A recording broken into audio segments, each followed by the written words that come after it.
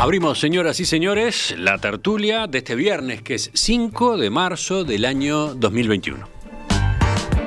Voy saludando entonces a Marcia Collazo. Buen día.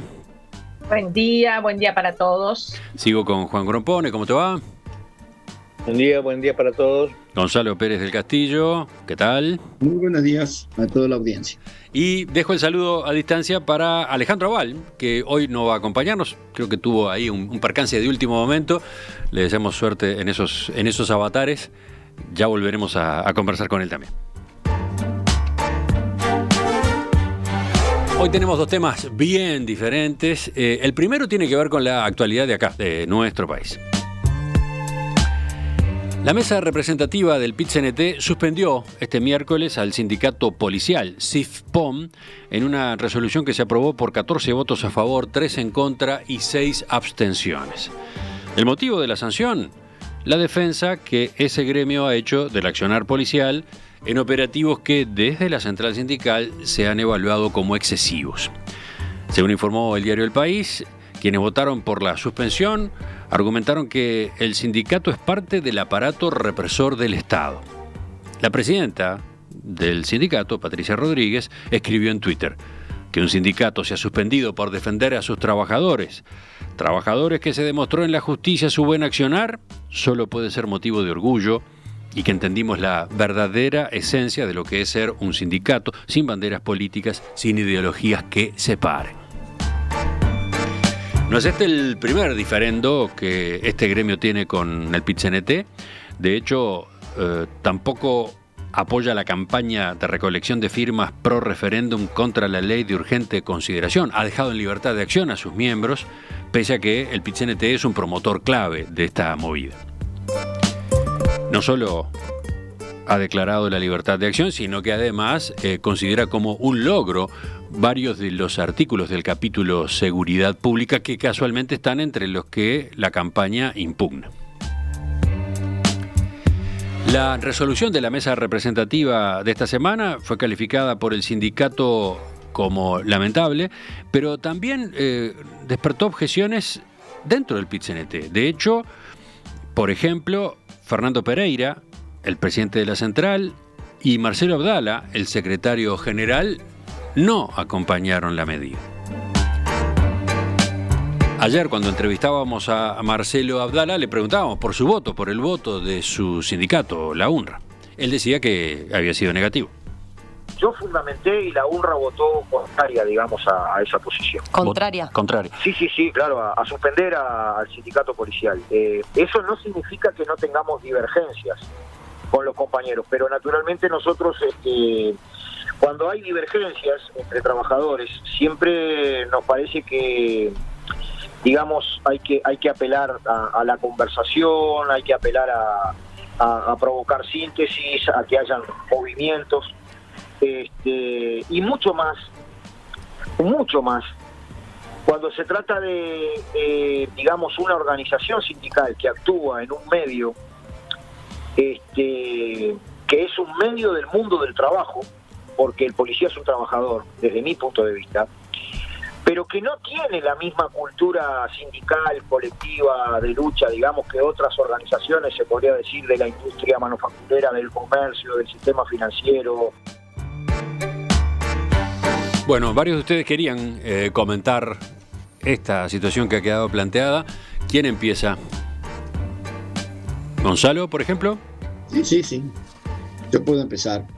En primer lugar, quisiera decir que yo he escuchado varias veces a Rodríguez, la presidenta del sindicato policial, y es una persona muy equilibrada, realmente con ideas muy claras y conceptos muy claros sobre lo que es el sindicalismo y la necesidad del sindicalismo en una democracia liberal. Ahora, a mí me parece, yo voy a hacer un comentario sobre esto y después voy a hacer una predicción. A mí me parece que la cúpula del PIT-CNT sigue imbuida de una ideología del manifiesto comunista del siglo XIX y que no han logrado ir mucho más allá de eso, a pesar de que el siglo XX ha demostrado que las democracias liberales tienen ciertas características, respeto por los derechos y las libertades de los ciudadanos, derecho por la propiedad privada, un Estado con separación de poderes, y una policía y un ejército que tiene que defender ese Estado. Muy bien. Ahora, si tú partís de la base que el Estado es opresor, entonces evidentemente la policía es el aparato represor del Estado, porque tú tenés esa visión del Estado opresor. Entonces, lo que a mí me parece que va a pasar, es decir, al PIT-CNT, que es un movimiento sindical muy particular, tremendamente rico y poderoso, como muy pocos, ninguno creo yo en América Latina, como muy pocos en el mundo, yo no creo que al PIT-CNT le conviene meterse por ese camino. Yo creo que es un camino que no tiene solución. Y me parece que tanto Abdala como Pereira, como los líderes del PIT-CNT, que saben muy bien la riqueza y el poder que tienen y no lo quieren perder, y que si van por este camino pueden provocar un sismo, yo creo que mi predicción es que en 24 horas este tema se arregló. Sí, ayer fue quedando claro a lo largo del día que iba a ser revisada esta medida, ¿no?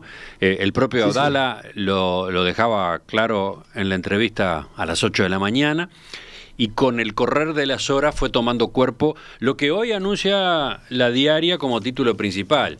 Será presentada en el PIT-CNT una moción para que se reconsidere la suspensión del Sindicato de Funcionarios Policiales de Montevideo.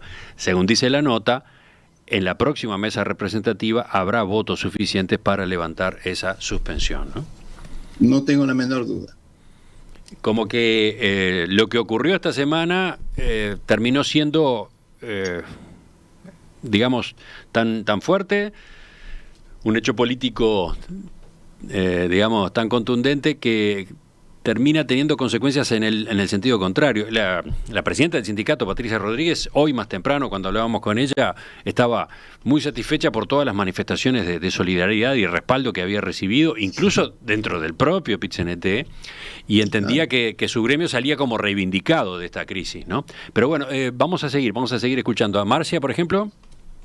Bueno, yo creo que en realidad tendríamos que lograr distinguir lo que es el PIT-CNT como institución y sus objetivos, sus grandes objetivos a nivel nacional, y también, ¿por qué no?, sus grandes objetivos en coordinación con los tratados internacionales del trabajo, que no debemos olvidar. Si nos centramos únicamente en las falencias que pueda tener a la interna históricamente el PIT-CNT, estaríamos descuidando grandes áreas que me parece que son casi sagradas en la vida de una nación. O sea que hay que distinguir lo que es la institución, lo que son sus objetivos, lo que es su contexto internacional en el marco de la Organización Internacional del Trabajo. Lo que ha sido el saldo histórico de el abuso y la violación sistemática de los derechos de los trabajadores, por lo menos desde que comenzó la Revolución Industrial en Inglaterra. Que la propia Inglaterra cometió los excesos más terribles, ¿no? Y mucho después, cuando pudo cambiar la explotación de sus propios ingleses por la explotación de otros países o de otros territorios, lo hizo. Entonces, eso es una cosa que me parece que es irrenunciable y que además, como dije, tenemos que estar también al contexto internacional de defensa del trabajo y de los derechos de los trabajadores. Otra cosa es que haya vaivenes y falencias en el proceder de los protagonistas de la hora, que yo sé que los ha habido, pero no solo en el PIT-CNT. Los ha habido en todos los actores institucionales que tienen que ver con la vida de la nación en su plano político, económico, cultural, social. Ahora, creo que tampoco es el PIT-CNT por completo el que debemos criticar. Sería sumamente injusto que lo hiciéramos, porque tengo entendido que fue por un voto que se tomó esa medida. Sí. Que las propias autoridades del PIT-CNT han salido a aclarar la situación. Por lo tanto, me parece que sería incurrir en injusticia achacarle al PIT-CNT como tal la adopción de esta medida. Sí, Marcia, hubo, recordemos, 14 votos a favor, 3 en contra, 6 abstenciones, pero además faltaban sindicatos, y entre los que votaron a favor todavía hay diferencias internas, ¿no? Bueno, sí. Caso clarísimo el de ADEOM. ADEOM votó a favor de la suspensión, pero ahora tiene una discusión entre sus dirigentes para laudar ese asunto, porque no todos están de acuerdo, ¿no? Bueno, ni qué hablar, pero además quiero agregar algo que no debemos olvidar. Los trabajadores suelen ser población vulnerable. No todos, pero sí en muchos estratos del trabajo, de los oficios, de las ocupaciones. Y la policía también es población vulnerable, pero no es la única. Entonces, me parece que también tenemos que ver, más allá de las críticas, tenemos que ver la manera de llegar a un diálogo entre los trabajadores de cualquier sector, aunque también debemos reconocer que el sector policial es un sector de trabajadores muy peculiar, porque su accionar está basado, entre otras cosas, en la obediencia. Dice algún oyente a propósito de esto último que señala Marcia, Américo dice: una central de trabajadores jamás puede aceptar el ingreso de un sindicato policial. Se trata, dice el oyente, del brazo armado del Estado. Se trata de funcionarios del Estado encargados de reprimir las marchas o las justas ocupaciones que pueden generar los trabajadores organizados. Se trata de un verdadero contrasentido tener al gremio policial dentro del PIT-CNT. Parece el guión de un argumento de realismo mágico, señala este oyente. Y más allá de que sea discutible lo que dice, lo rescato porque pone el dedo en otra parte de esta discusión, que es la creación misma de un sindicato policial. Hasta hace años no existía. Segundo, si existiendo un sindicato policial debió haber sido autorizado su ingreso, o debió haber sido incorporado o no en su momento por las características del gremio. Juan, ¿vas por ahí tú? Sí, creo que sí. Más cerca de esto que de las otras dos exposiciones. La posibilidad de existir un sindicato policial es algo delicado, insólito, ¿no? Por ejemplo, la verticalidad del mando entra en contradicción con la democracia sindical, eso no cabe ninguna duda, y hay muchos otros aspectos similares.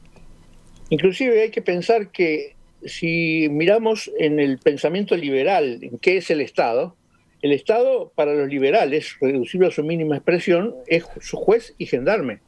Es decir, que en otras palabras, la policía, que sería la gendarmería, es decir, es un aparato esencial del Estado, ¿no? Es decir, que no tiene nada que ver con el mundo del trabajo.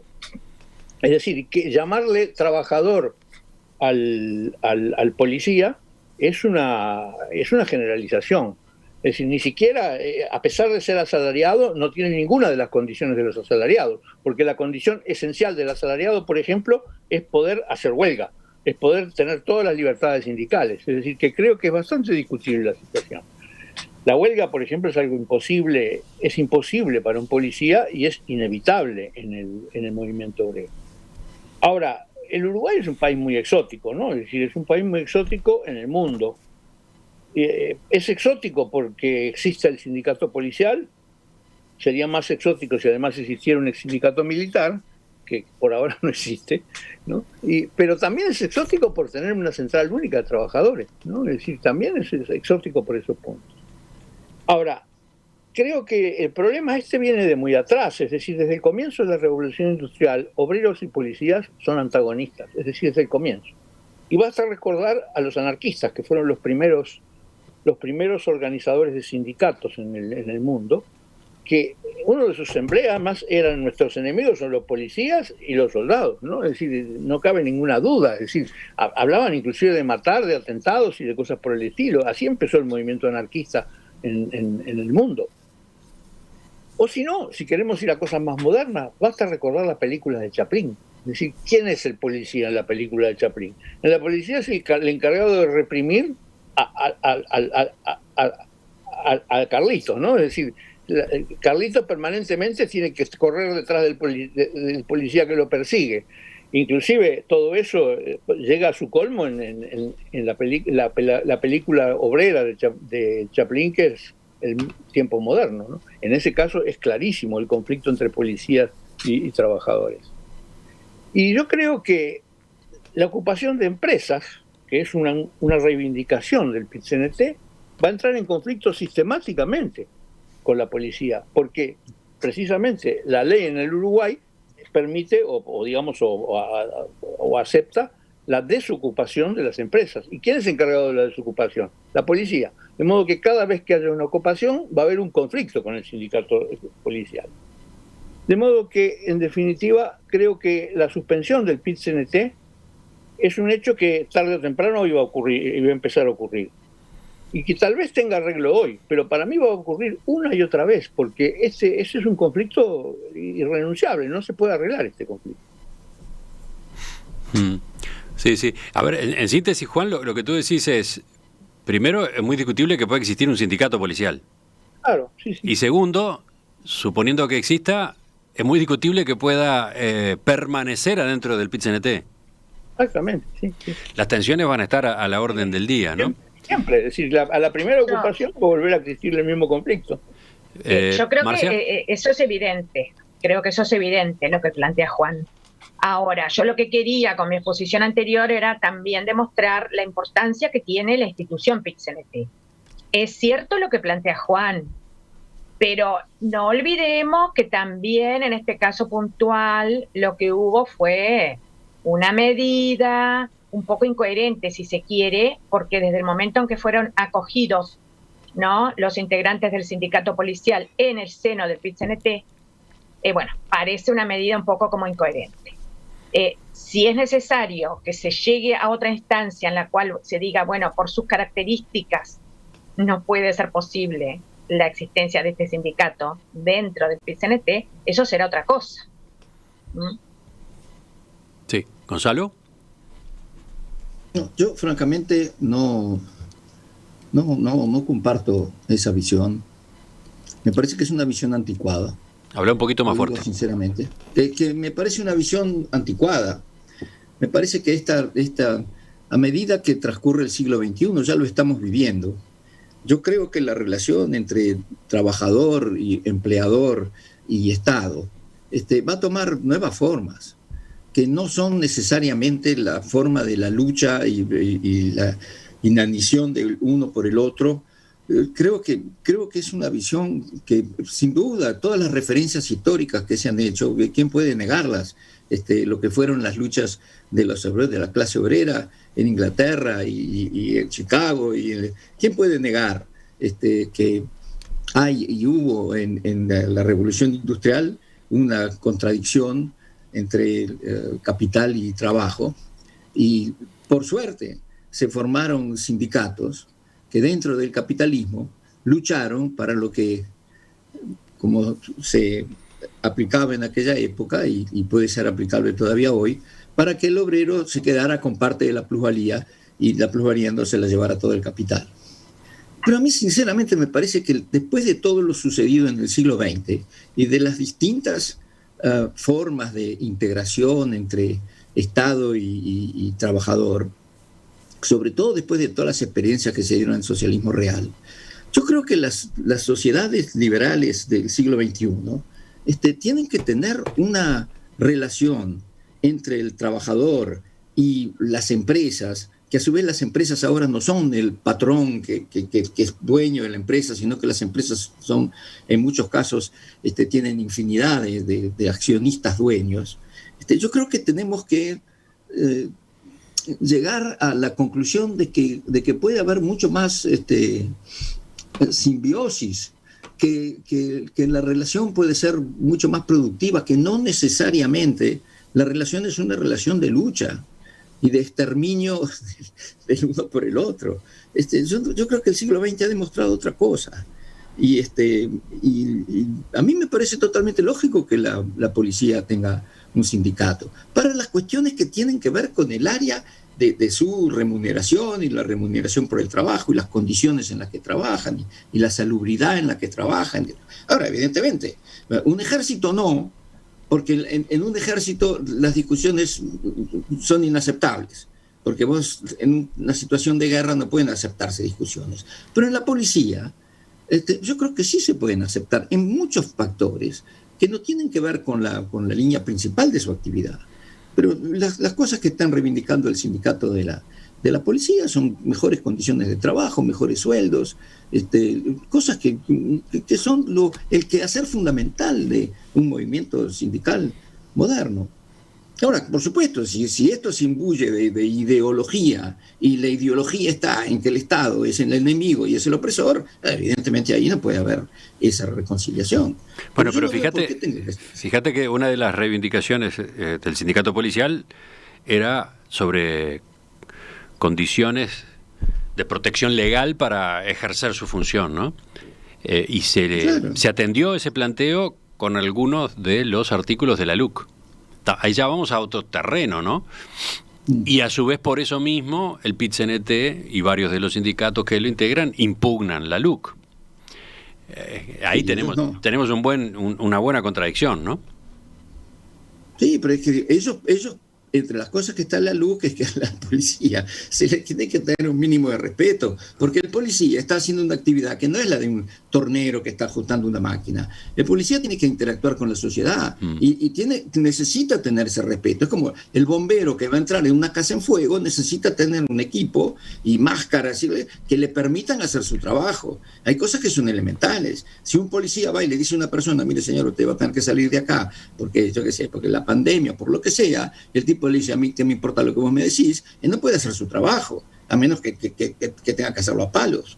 Entonces, es una función social. Bueno, pero es que justamente, Gonzalo, justamente, desde el momento en que la policía tiene el poder coercitivo o la coacción del Estado, que la verifica el Estado a través de la policía, entre otros instrumentos, pero a través de la policía, ahí ya se está planteando una contradicción que deberá resolverse, pero que se está planteando, no hay la menor duda. El tema es que deberá resolverse. ¿Estamos de acuerdo en que el Estado tiene el monopolio de la fuerza de coerción o no estamos de acuerdo? Y bueno, pero justamente... Porque en una democracia liberal el Estado tiene ese monopolio de la fuerza de coerción, que está equilibrado con el poder legislativo, el poder judicial y todo, pero el Estado en su conjunto lo tiene.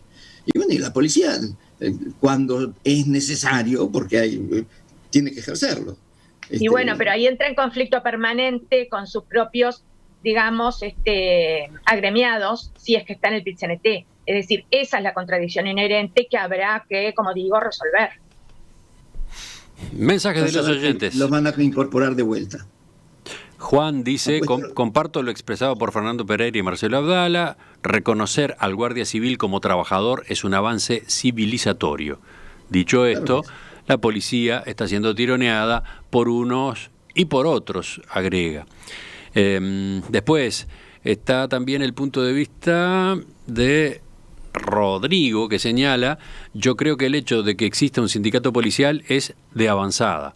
Va un paso adelante de lo que está ocurriendo en Estados Unidos y otros países donde se está pidiendo reformar totalmente a la policía. Acá tenemos, por esa vía, más democracia, incluso en la policía. Eso es moderno, no es raro. Juan.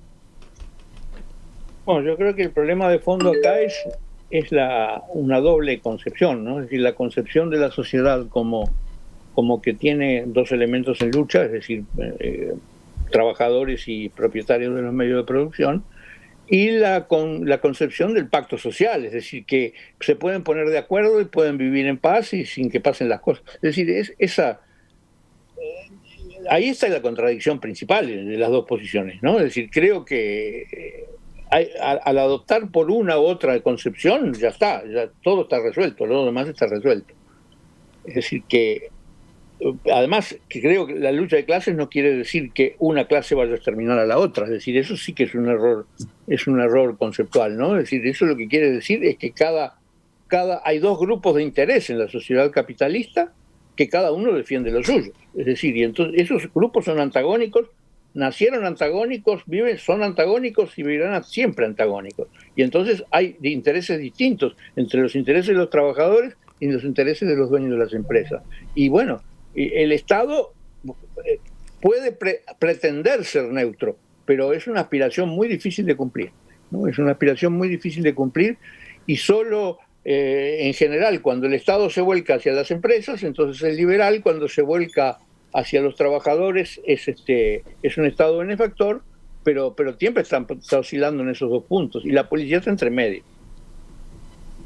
Pero está bien, yo no tengo problema con eso que acabas de decir, Juan. Yo creo que la lucha por crear una sociedad más igualitaria y más justa continúa. Ahora, yo creo que ese binomio de trabajador asalariado, propietario, yo creo que hay que expandirlo un poco más. Y creo sin duda que sí, que son intereses antagónicos, como lo son en tantos caminos de la vida, pero que se puede llegar a una síntesis que sea favorable para los dos. Mirá lo que dice Raúl, oyente, dice Raúl, tiempos modernos es de 1936, pero mucha gente continúa viendo o ve los roles de trabajadores, empresarios y policías tal y como se representaban con simpleza en aquella película. Ha pasado muchísima agua debajo de los puentes, hay que mirar el hoy y el mañana, señala. Y hablando de cambios, cierro con este otro mensaje que llega de la audiencia, de Alfonso de la Mondiola, que dice que los sindicatos desde el siglo XX se han vuelto mucho más que meros luchadores por el sueldo. Son verdaderos movimientos sociales con plataformas y programas. A su vez, conformar un colectivo implica tener voto y acatar las decisiones. Si se integra un colectivo, se tiene voto y hay que acatar las decisiones, cosa que no ha cumplido, por lo visto, el sindicato policial. De todos modos, tampoco merece el castigo de la suspensión, agrega el oyente.